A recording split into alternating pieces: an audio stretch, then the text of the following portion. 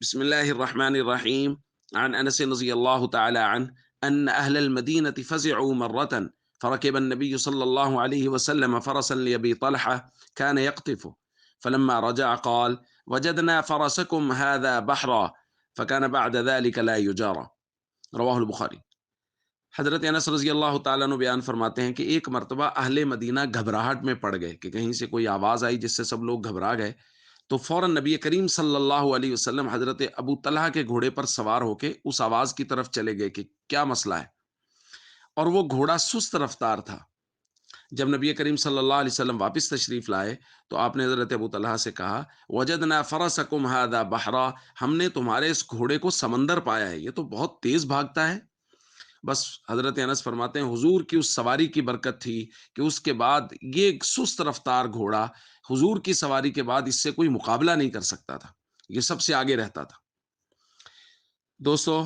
ایک تو حضور علیہ الصلوۃ والسلام کا یہ معجزہ ہے کہ حضور کی ایک مرتبہ کی سواری کی برکت سے سست رفتار گھوڑا اتنا تیز رفتار ہو گیا کہ پورے اہل مدینہ کے گھوڑے اس کے ساتھ مقابلہ نہیں کر سکتے تھے۔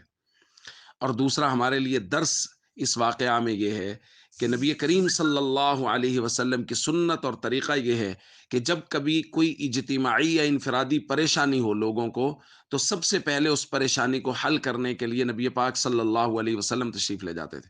اور ہمیں یہ درس دے گئے ہیں کہ ہم سب کو چاہیے کہ جب بھی کوئی اجتماعی پریشانی ہو یا انفرادی،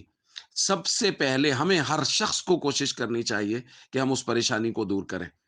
آپ غور کیجئے، اگر ہم میں سے ہر شخص اس معاشرتی اصول کو اپنے ذہن میں رکھے اور اس پر عمل کرے کہ کسی شخص کو پریشانی ہو یا معاشرتی کوئی لوگوں کی اجتماعی پریشانی ہو، ہم نے کوشش کرنی، میں نے کوشش کرنی ہے کہ میں سب سے پہلے اس کو دور کروں۔ ہر شخص اس فکر کے ساتھ رہے کہ حضور کی سنت ہے کہ کسی کو کوئی پریشانی ہو، کوئی دکھ تکلیف ہو، تو سب سے پہلے میں نے اس کی مدد کرنے کے لیے جانا ہے۔ تو سوچئے کس قدر خوبصورت معاشرہ جنم لے گا، اور کس قدر بھائی چارے اور ہمدردی کی فضا پیدا ہو جائے گی۔ اس لیے حضور علیہ الصلوۃ والسلام کی اس سنت پر ہمیشہ عمل کرتے رہنا چاہیے۔